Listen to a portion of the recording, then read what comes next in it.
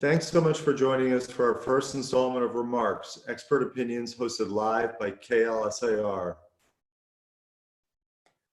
Tonight, we're going to be talking about recovery, real estate, and refreshing your curb appeal. We're so excited that you're all here tonight. We've got a great turnout, and we've got lots of great information to share from two guest panelists that have tremendous pedigrees, backgrounds, and information.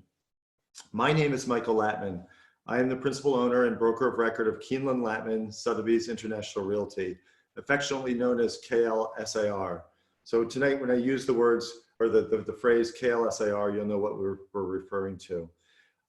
As a company, we have 4 locations. We are located in Basking Ridge, Bedminster, Madison, and Mendham, and we're very happy and proud to announce that we have a 5th location opening this year, later this year in Morristown, a vibrant community to open in. We do business in over 75 communities, over a series of counties, including Warren, Hunterdon, Union, Somerset, and Morris counties, and a few others, but that's primarily where our business is done. Like I said, we have a lot of great things to talk about tonight, but the first thing I wanted to mention is that, number one, I recognize that many of you on the call tonight are clients of ours, are former clients of ours, or could be clients of ours in the future. And we just wanted to wish you health and wellness and hope that your families are doing well during this incredibly difficult time. That said, we also would be remiss if we did not acknowledge the efforts of all the frontline workers that have really gone to all the trouble and care of taking care of this nation and the state of New Jersey and making nights like this possible for us. So thanks for all the efforts of everybody in making things work for us. We're all looking to get back to normal, and we all remember normal because it wasn't that long ago. Tonight, we're going to talk a little bit about what normal might be, what the new normal might be. That may be an overused phrase at this point, new normal, but the reality is there will be one, so we're going to deal with it. And tonight, we're going to learn a little bit about it. Many of you had already submitted questions to us prior to the event, and we're going to do our best to answer as many of those questions as we can tonight. If you do have additional questions, you can certainly submit those questions to info@klsir.com, and we'll do our best to get back to you with specific answers to the extent that we don't address them tonight. Tonight we have 2 great guest speakers. Our featured speaker, Dan Geltrude. Many of you may know Dan from his appearances on TV and radio as America's Accountant. Dan is also an accomplished author of Positive Financial Karma is his book, and he's also the owner of his company, his own CPA firm, Geltrude & Company. We're also going to speak to Evan Ralph from Back to Nature Landscaping. Evan brings a really unique perspective to curb appeal, and that's what we're hoping to talk to Evan about tonight to learn some of the best practices. Before I turn it over to Dan, though, I'd like to just share with you just a few pieces of information about the local market, about our real estate market. And I know many of you are already living in this market and experiencing certain things, and you may have certain preconceived notions about the health of real estate in the state of New Jersey. We're going to share with you some thoughts tonight. For starters, 2020 got off to a really strong start. As you can see on the slide here, Hunterdon, Morris, and Warren counties all started positively when you look at the number of transactions from January 1 through March 15th. While Somerset County and Union County were effectively flat, they were still pretty strong starts to the year. The strong start is unlike what we've experienced in many years over the last decade or 12 or 13 years. And the reasons for the strong start include a number of things. Number one, we saw interest rates that were lower than we had seen in a long time. Now, one of the things that we always talk about in real estate in this market is that interest rates have been so low for such a long period of time that many people don't remember the stories and the days of the 10%, 12%, 15 or higher percent rates that existed. But even if you just look at the last 12 months, as you'll see here, if you were to apply for a mortgage in May of 2019 versus today, you would have been paying 1% higher in your mortgage. On a $500,000 loan, that equates to $281 a month. So there's incredible buying power there, improved buying power that exists from that perspective. So that was just the first item. The second item, when you couple this with reasonable growth rates in the market. The left side of the chart that you're looking at there shows the growth rates from 2000 to 2005. It's almost unbelievable to me to even think that the rates of appreciation could have reached levels of 12%, let alone 15 or 16%. That's what occurred during that time period. And during that time period, I think there was a little bit of irrational exuberance. People were being told that your home will be worth this today, and it'll be this tomorrow, and this the next month. The reality is that that was an unsustainable growth pattern, growth rate to real estate. And what's really occurred over the last several years is more measured, more sustainable growth rates, and that's what we've experienced. When you look at that with also with low inventory levels, the inventory levels that we've seen over the last several years are very low. And in the business of real estate, we measure inventory levels in terms of the number of homes in the market, the month's supply in the market. And we'll credit Otto Valuation Group for the data on this slide and some of the other information that we're going to share with you tonight. But if you look here at the rates of, at the supply levels of homes from 2011, where you have the tall bars of 18 months of supply in Hunterdon County in 2011 versus 4.5 months today. Price stability, we generally speak about at being at about a 7-month level, 7.5-month level. So you'll see for all 4 of the counties that we've got displayed here, the inventory levels are low. Lastly, the other contributing factor to I think the strong start that we had this year, and actually I want to, before I get to that one, just speak to this as well. When we talk about the number of homes that are for sale, just look here, in the scope of Morris, Hunterdon, Somerset, and Union County, the percentages you see here are the total homes listed in the past 90 days relative to the total number of households in these communities. So really, there's just such a low inventory, a low level of homes that are for sale. So again, the theme being low inventory, low interest rates, reasonable pricing, and lastly, the fact that homeowners have not used their homes as ATM machines for the last several years. Unlike what you see in 2000, or what we experienced in 2005, 6, and 7, where prices were inflating and homeowners immediately took the equity out of their homes and put it into other things, sometimes frivolous, non-home related. People today have chosen to basically leave the equity in their homes. So people are equity rich, they're not tapped out, which presents fewer situations for foreclosures and things of that nature. So with all those things in perspective, that's why we got off to a strong start this year. And what's really interesting to us is that we got off to a strong start despite the fact that the last 10 to 12 or 13 years have been challenged. New Jersey has consistently ranked amongst the highest in corporate income tax, personal income tax, and property taxes. We've also ranked near the bottom in terms of job growth. We've seen Fortune 500 companies leave the state. We've seen the millionaire households leave the state. And we've also just seen the high-paying jobs leave the state. And over the last 10 to 12 years, when you really think about it, well, some jobs have come into the state. The job that was leaving at this pay grade was replaced by the job at this pay grade. This person could not afford this person's home. And that led to a lot of the difficulty that we had over the last 10 to 12 years.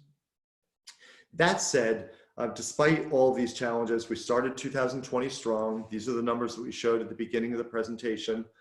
We started strong, but let's contrast that now with where we are today. So from March 16th on through April 30th, and these stats are current through April 30th, you can see the activity that's occurred, or some might say not occurred, in our markets. You'll see Hunterdon, Morris, Somerset, Union, and Warren are all down double digits. I think Morris and Somerset were dealt the biggest blows. Hunterdon, Union, and Warren counties, I think, have some of the homes that are at the lower price ranges, which were less afflicted or more insulated, so to speak. So Somerset and Morris are taking the toll a little bit harder than the other counties. But that said, this is where we see transactions now. We certainly hope that this will change. I can tell you that while transactions are down, real estate web traffic is up substantially. These are some of the statistics from Sotheby's International Realty, also known as SIR.com. These are current statistics. Since the pandemic and the stay-at-home order took place, we've seen nearly a 20% increase in visitors to our website. We've seen a similar increase in the number of homes viewed, and we've seen a significantly more time spent per browsing session. So buyers are browsing, but the real question for us is, are buyers buying? And that's why we at KLSAR, we run a weekly flash poll. We ask each of our agents to submit to us the responses to 5 simple questions. Are you getting showings at your listings? Are you showing properties to your buyers? Are you getting offers on your listings or writing offers for your buyers? And are you consummating transactions and getting deals into contract? And over the last 5 weeks, we've been tracking the data. You'll see that the navy blue or the dark row on the bottom of each of these statistics is the most recent week. So what we're seeing trending up are the number of showings. So the number of showings are trending up, they're trickling up day by day, and we're hopeful to see that translate into increased numbers of offers and increased numbers of transactions and contracts going into attorney review. Haven't seen it yet, but we're hopeful because remember, showings have to precede offers, offers precede contracts. That said, there's a lot you can make of all these things, and while this information is good and helpful, I think now it would be a good time to transition to Dan Geltrude. I'd love for Dan to come on board now and share with us some of his thoughts about the economy, about the recovery, because we do know there will be a recovery, it's just a matter of when, and perhaps some tax implications as it relates to the environment. So with that said, I'd like to turn it over to Dan. And Dan, feel free to share with us any wisdom you can.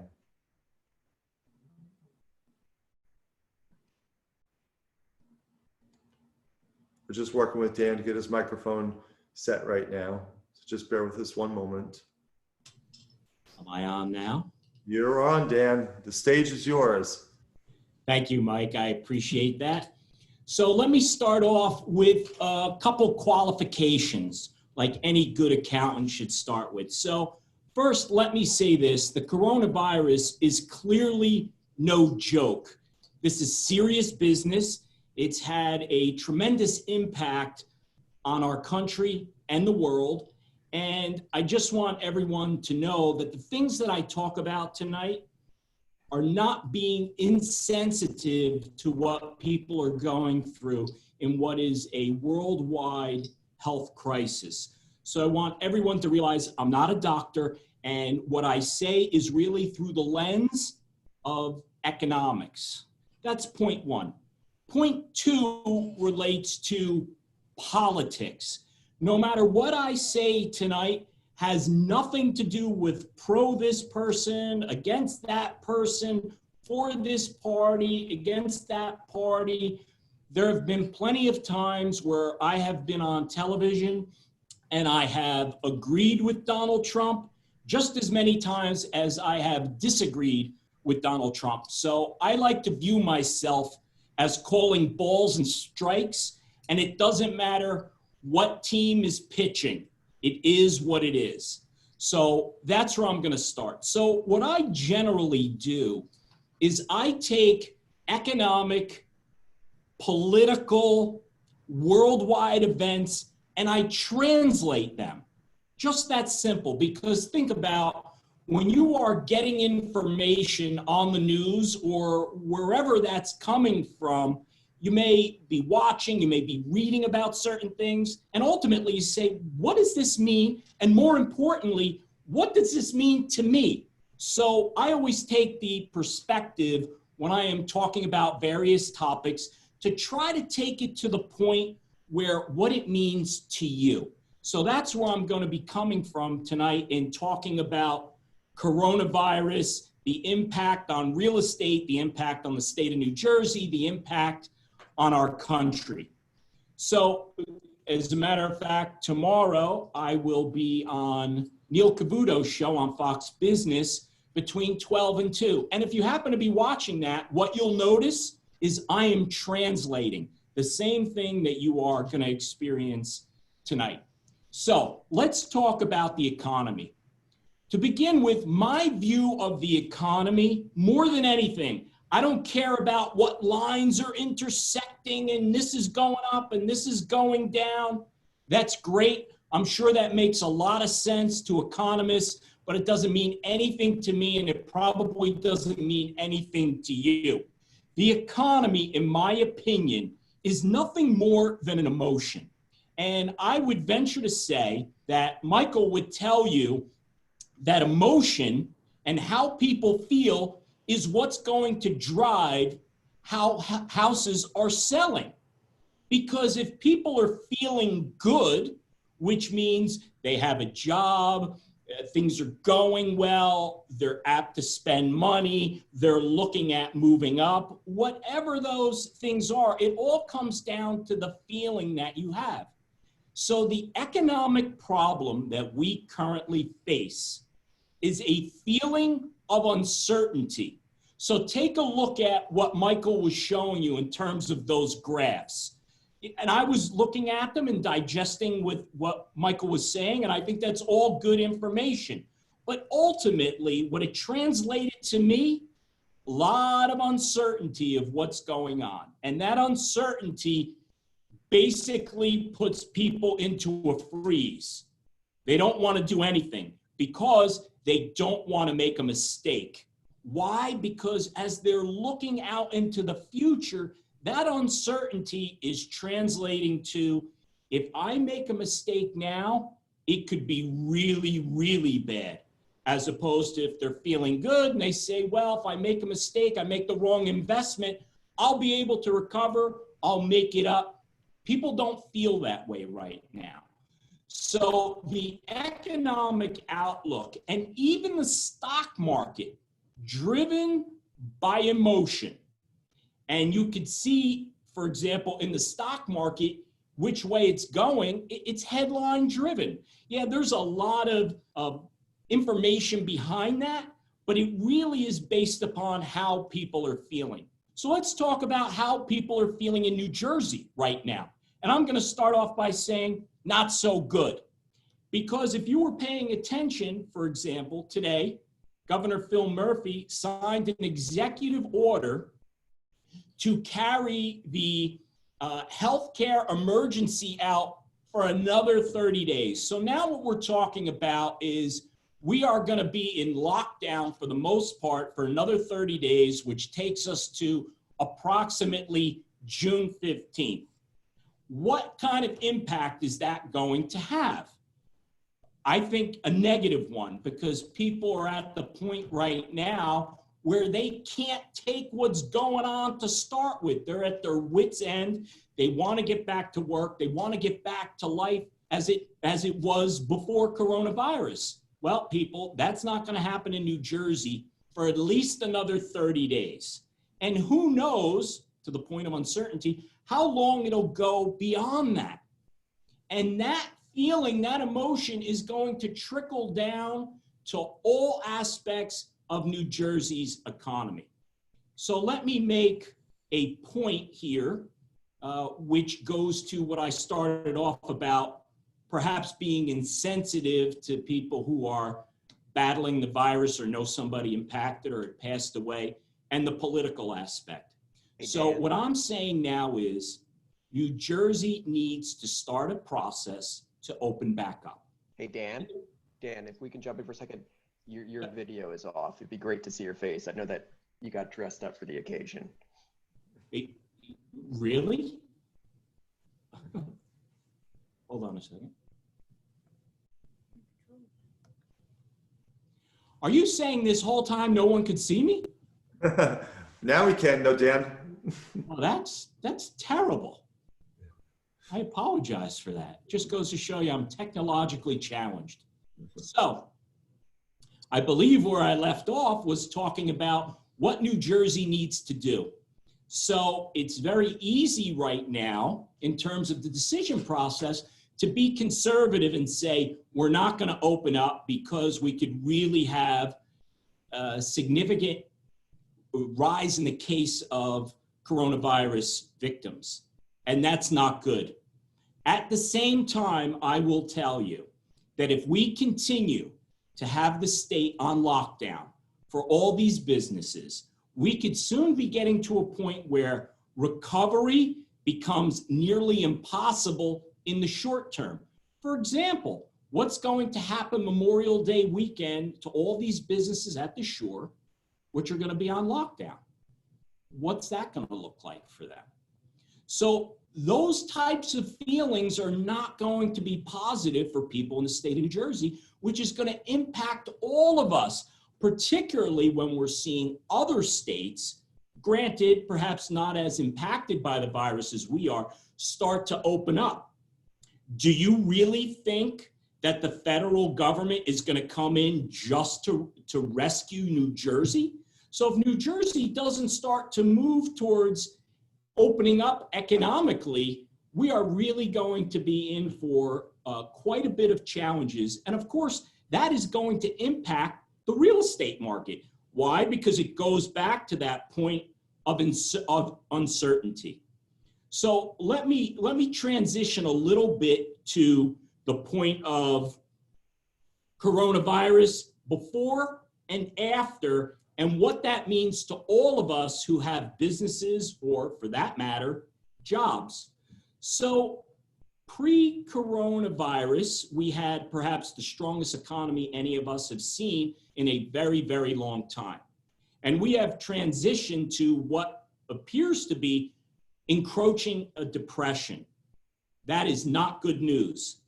So when we look at this and we say, who's going to survive this? We think about Darwinism in survival of the fittest. And what that would translate to in terms of business is to say, if you have a strong business today, you will survive coronavirus and you will prosper afterwards. I say no. I say you may be in a great financial position today, but after coronavirus, we will be in a new normal.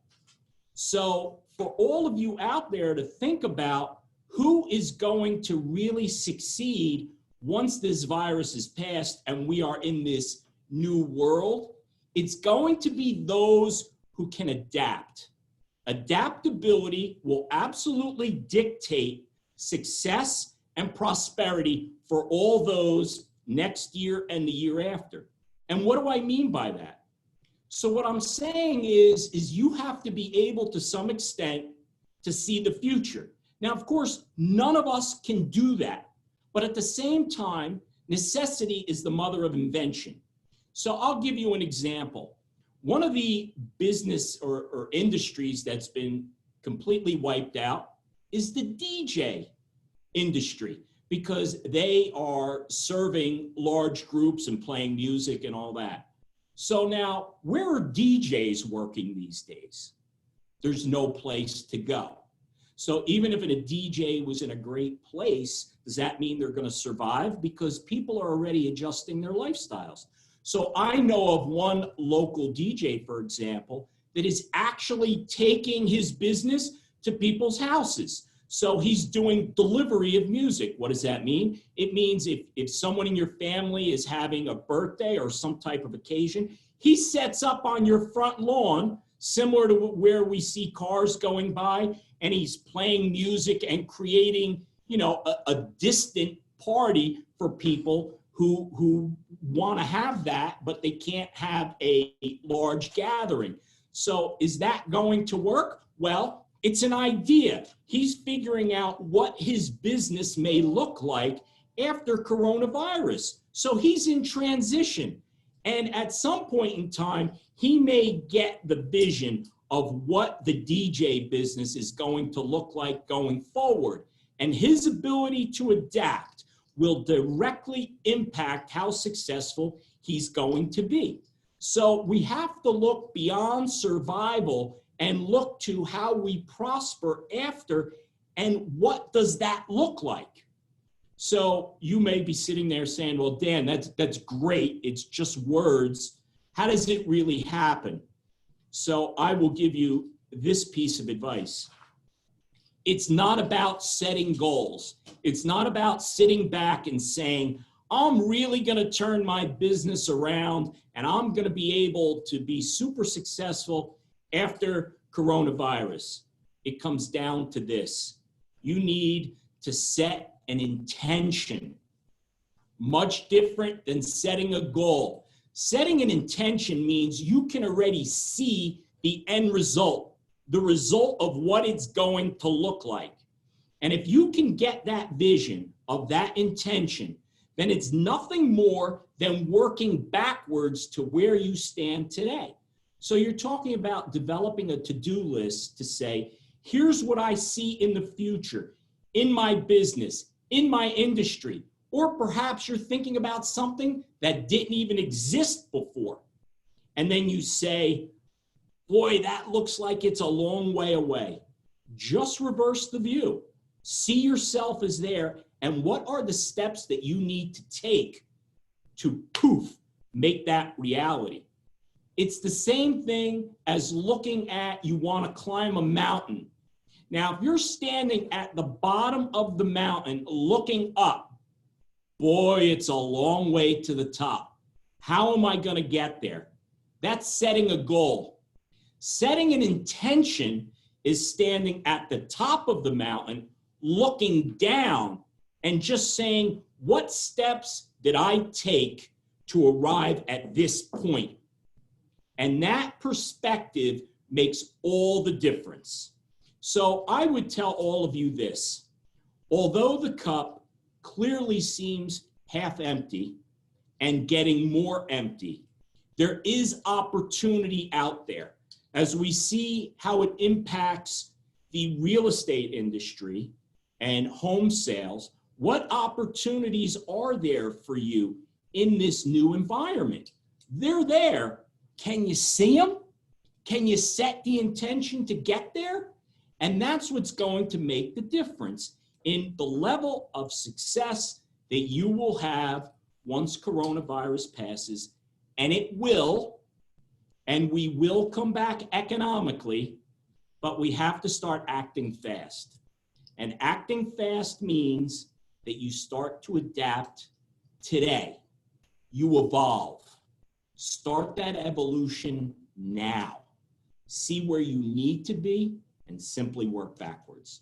So that's what I would share with you tonight as far as my general thoughts about the economy and about coronavirus. And I know that Michael wanted to have a little bit of a follow-up discussion. So Michael, I'm ready to do that if you are. I certainly am, Dan. I certainly am. Thanks so much for the insightful thoughts. You mentioned a few things that ring very true for our industry. There are not many industries that are more emotion driven than real estate, number one. And so your point about emotion is true here. And admittedly, as real estate brokers and agents, we see every day a difference in the level of emotion. And sometimes it's weather related. When it's a sunny day versus a rainy day like it is sort of tonight, people start to feel more positive. And we notice that the trends about people starting to look more and behave more interested in real estate on the sunnier days, so to speak. But I think the other point that you mentioned about adaptability is key.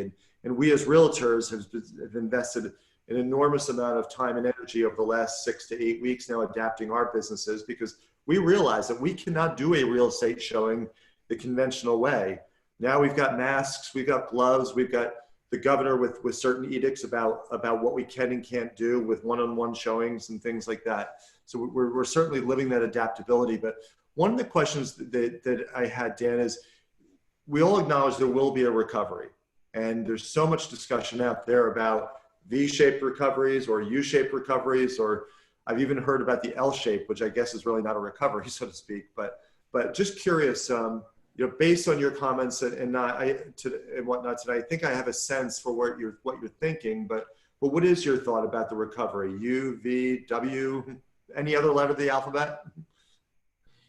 The letter that I would pick would be a W.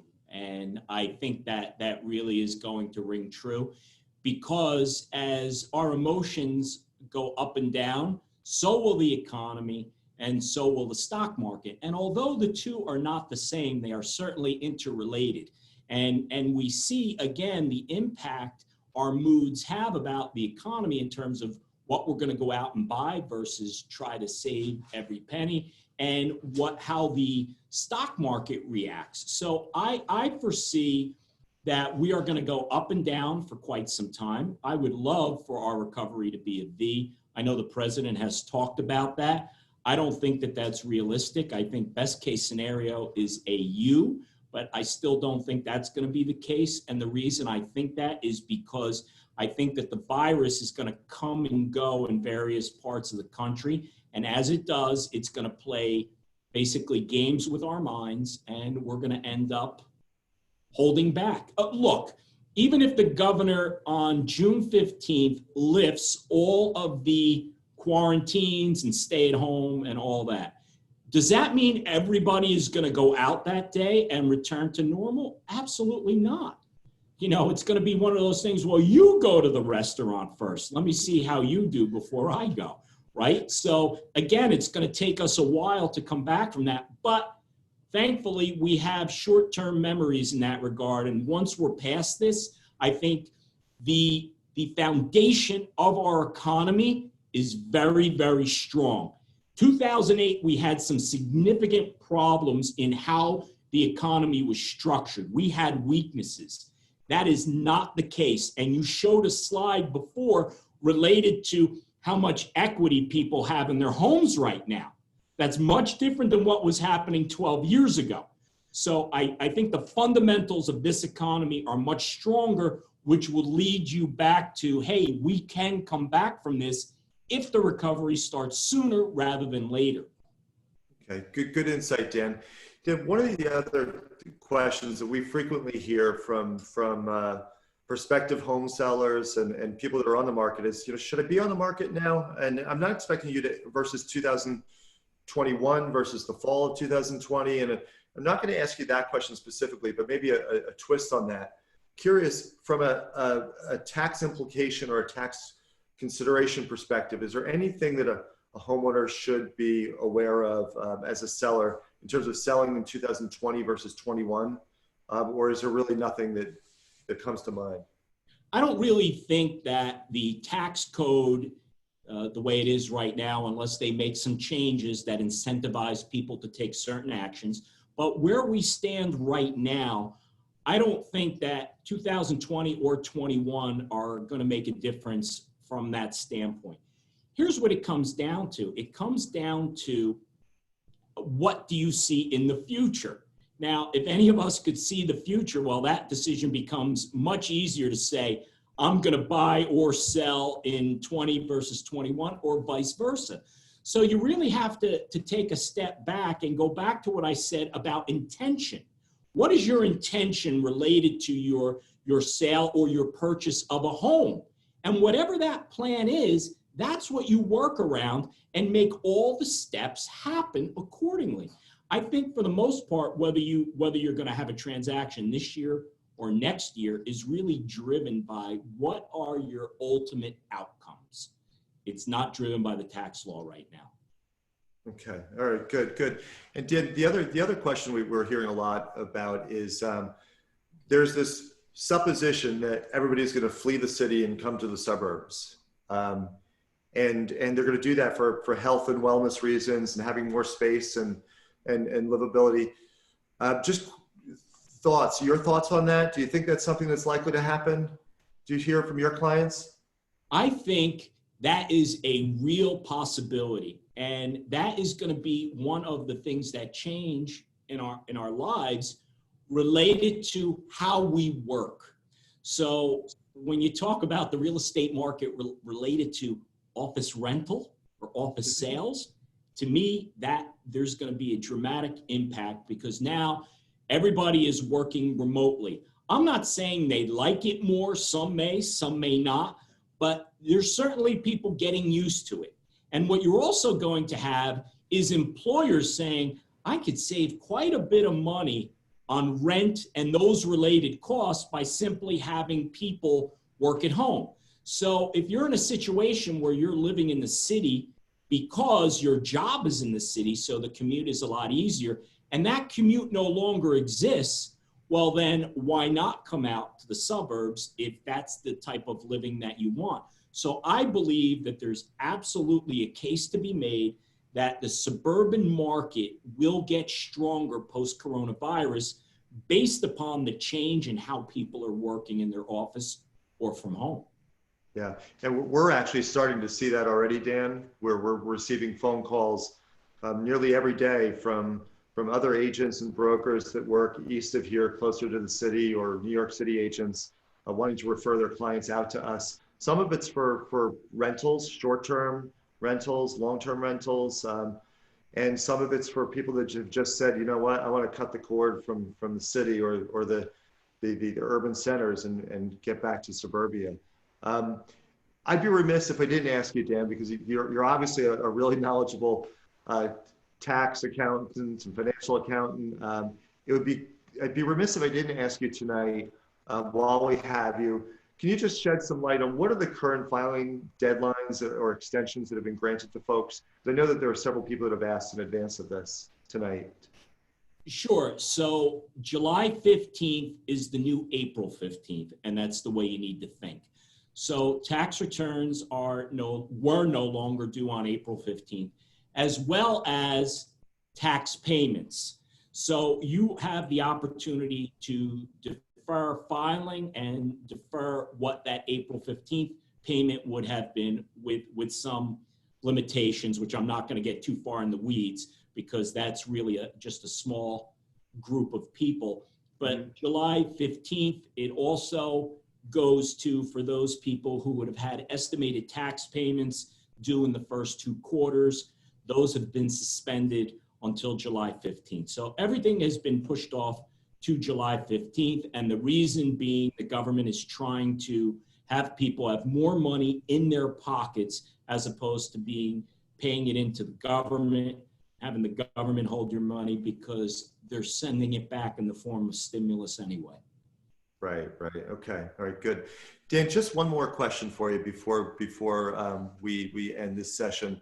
As it relates to mortgage rates, if I were to ask you the question 6 months from now, where do you think interest rates will be? Do you think we're going to be at similar levels to where we are now? The government's going to try to keep them low for some time now? Yes, I do. I do not see interest rates going up by anything materially at all. And the reason I say that is because if interest rates start to rise, you're going to have a situation where it potentially starts to drain the stock market of investors. And when that starts to happen, it starts to snowball. It's very, very difficult to raise interest rates in any type of significant way. So I can't imagine they would go very much lower than they are. So I would expect us to be pretty consistent with where we are right now, at least for the foreseeable future. Okay, that's good to hear. From a real estate perspective, it's good to hear.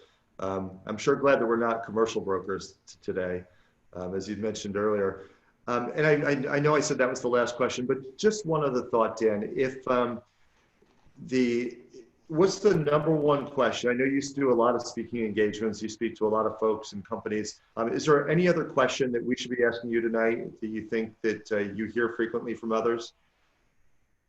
Well, the questions that I've been hearing by far the most from are, where's my stimulus check? and how do I apply for the Paycheck Protection Program? Otherwise known as PPP. And those are the questions that people are putting out there. In effect, they're saying, where's my money? I want my money.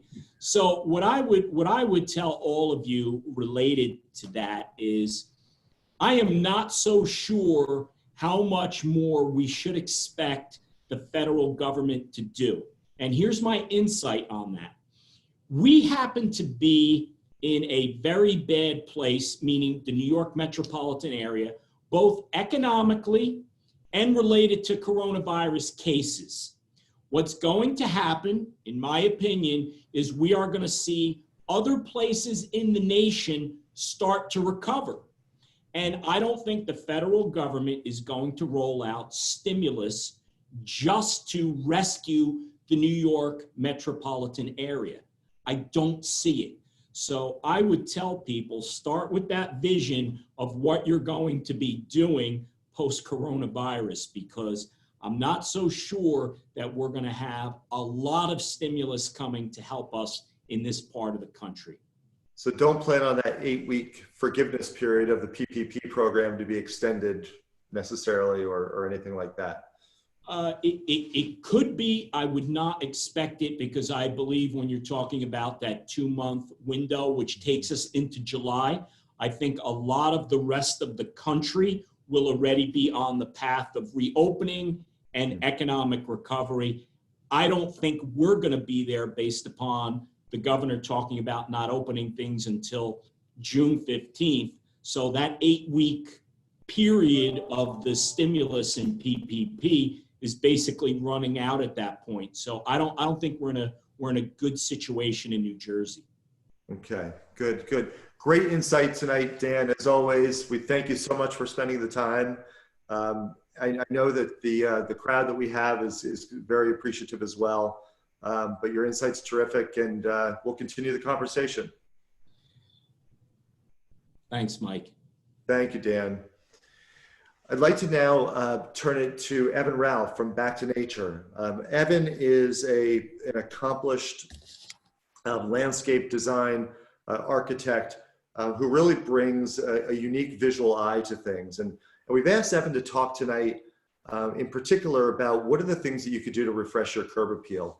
Now, some people, you may have just purchased a home. You may be thinking about marketing your home 3 months, 6 months from now, or a year from now, depending on how you interpreted Dan's thoughts. But whatever the case, there's always things that you could do to refresh your curb appeal.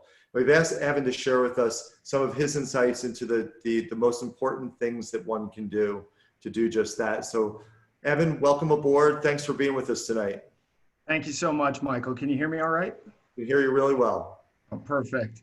Thank you for having me, and great remarks from you and Dan, and thank you to all the viewers who've tuned in tonight. I want to talk a little bit about refreshing your curb appeal if you're a home seller, or let's face it, everyone's at home right now, and what better practice than gardening to get outside and enjoy some time.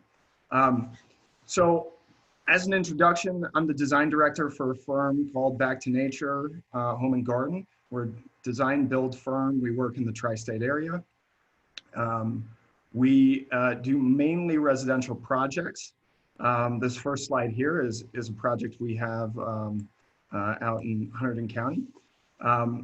And I'd like to encourage anyone who's looking for more information to visit our website or visit our store. Our website is www.backtonature.net. We're on Instagram at backtonature.nj. And our store is centrally located in Basking Ridge. We are currently open and operating with contactless shopping experiences and deliveries and curbside pickup. This is a clip of our portfolio of services. We offer even more on our website that you can check out for, updating your outdoor spaces. And if we switch to the next slide, here's an example, just a quick example of the facade of a house here in New Jersey, and what an update to your front and your curb appeal and the entry to your home, what a difference that can make. And this one may be a little bit extravagant. I'm going to take us through some less dramatic changes, but some quick, simple things that you can do to your home to get it ready for sale, or just update the look and appeal and usability. This was a project in Princeton, New Jersey. On the left is the before image, the right is the after. And when we talk about updating curb appeal and readying your home for sale, one of the things that's really important is home maintenance, home care, lawn care, picking up sticks in your yard, tree pruning, any number of things. On the left was the home as it was when we were hired. On the right, a couple of simple things. We updated a walkway. We took out the brick walkway, switched to a more modern bluestone, cleaned up the leaves, put in proper lawn, updated the foundation plantings with something that had more seasonality to it. These plantings will last through spring, summer, and fall. And some of the dried seed heads of the plants can even last through the winter. And the image on the right, we've added containers as well, and we'll talk about that a little bit more. Even the outside rotunda was updated with a ceiling fan instead of the lights that it had originally. The next slide shows the rear of this house, and something to consider when readying your home for sale is, do you have old overgrown trees in your yard that could be removed, or do you need some more trees that need to be planted? It's always good to talk to a tree expert about those things. In this example, it's the same house from the rear. We pulled out some old trees, took down a number of old trees that were overshading the yard. And that allowed us to install a lawn and plantings, proper plantings that really set a scene and created a story. And as Michael and Dan talked about, the emotional aspect, it evokes an emotion, and it lets a potential buyer know that they can be at home in this new household. They can see themselves there and using it. We also included fencing in here. Privacy and privacy screening can be important. That's always something to consider, as well as lighting. And as we get into some of the later months of the year, right, as we get into the fall and the winter, you may be showing your home at times when it's getting dark out, when people are available to come see it. And adding in some quick and simple landscape lighting can make all the difference in the approach and appeal of your home. As we move to the next slide,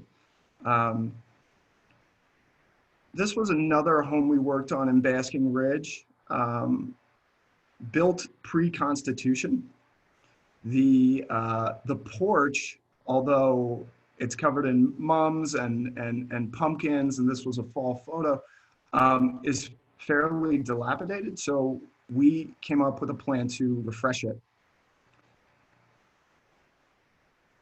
And this was the result. We created a much more appealing front entry and extended the stairs, painted the columns, added some what I call entourage, the tables, the chairs, the candles, all these things that make a home feel more like, or make a residence feel more like a home, I should say.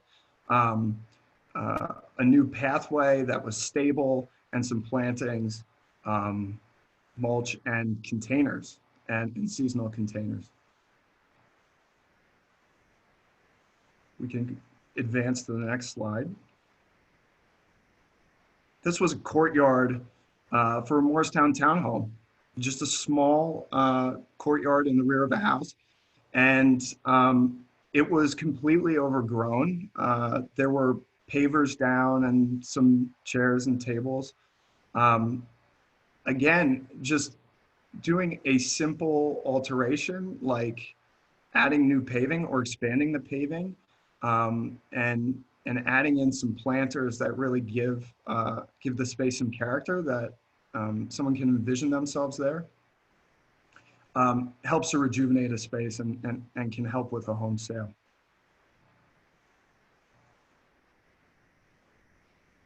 This is an example of how you can take something as simple as 2 containers at your front door and have appeal through each season of the year. The one thing I'm missing here is showing the spring plantings, which is more like pansies and flowering bulbs. But something as simple as these 2 containers let someone know that they're welcome and that can cheer up the front door of this house. Summer is on the top left. Fall is bottom left. And then you'll see we even decorate containers for winter. We can stuff them with greens, pine cones, birch logs, and a number of fun other things. This next property, this brings it all together. The same way you would stage the inside of your home with furnishings, flower vases, and curtains and drapery and paint, whatever it may be. It's really important to set the same stage outside and create a space. Even if it's as simple as 2 Adirondack chairs and a fire pit in your back grass, it shows that the home is livable and warm and welcoming, and it helps someone, it helps a potential buyer know that or see that there's other programming that can happen in their yard and see themselves living there. I think the next slide, here's one that brings everything together. The flowers, plantings of annuals for seasonal cheer, the furnishings, the patio, walkways, just a real update to the residents. Even some climbing vines can help. And lastly, I'd just like to say, finally, I'll end with, in the fall, you know, we go through these winter months here in New Jersey and New York, Connecticut, PA, and they can be really drab. And one thing to really consider is doing the winter containers, wreaths, garland, exterior lighting for some of the more holiday-based months. As we get into January, February, March, and April, there are a lot of different flowering bulbs that can be installed through the fall that will bloom as early as January and February. And it can be just a simple and modest investment to install some of those things so that you're getting color in those months when it is so dreary out, and even if you're posting your home for sale at that time. Some great thoughts and tips there, Evan. You know, a few things that you said that really ring true for us in our business. We talk first impressions all the time, and the first impression is sometimes on the internet, and certainly when a person visits the home. But if we don't create that right first impression for a home, if the home doesn't do it, in many cases we don't get the person even out to the house. So there's two components to that. There's the actual the home itself with the landscape, with the walkways, with the fresh lighting and the sconces and the door handles, and then there's also the photography, which is something that we take care of. But the first impression is just so critical. And the other thing that you said that I thought was really interesting is the old overgrown trees. So again, to get that right first impression, sometimes there's addition by subtraction. And I know it's hard because nobody wants to remove that beautiful old tree that was planted when their son or daughter was only 2 years old. Right, it's an emotional attachment. Yeah, so it's a challenge, but we often encourage our clients to try and look past that when they can, because it's so important to get the right first visual. And we often work together with our homeowners from that standpoint of what can we do to create that right first visual. And I know you do the same too, Evan. Question for you. Sure. So some of the questions that have come in had to do with people that say that, you know, if they're on they're seniors or they're on a fixed income or just a real budget, if you had to say, you know, what are the top 2 or 3 things that you would tend to do from an exterior perspective? What would you say those are? Well, this may be overly simplified, but make sure you mow your lawn and have proper maintenance care for your house in all seasons. That would be number one. Make sure you're mowing and fertilizing your lawn. A lush green appearance when you're showing up any time of year is really important. Containers, even if you're just buying simple pre-potted containers from a store, can be really impactful. And then I would also say, I don't know if they're getting out to plant, but annuals, if you have the opportunity to get outside and pop some annuals in your front beds, that can really help. Yeah, I can certainly see that. I'm curious, Evan, when you're asked to go to a home and evaluate a home, do you ever offer suggestions for things that maybe are slightly outside of your domain, such as because I noticed on some of your photography, the front doors changed and some of Yep. the lighting changed and Yeah. things like that. So it's all tied together, right? So I often I'm often a repeat offender of suggesting that someone should take shutters off their house or change the color of some of their accents or the house, or even painting a fence. You know, some of these things that may be outside of our scope, but make a big difference in the overall appearance. It all works together, and creating a cohesive appearance inside, outside, and around the house is very important. Well, couldn't agree more, Evan. And thank you for your time tonight. It's been really, really helpful. And we'll certainly share your contact information with everybody as well, should they choose to have a need to reach out to you. But thank you again for this, for your time. That's fantastic. Thank you.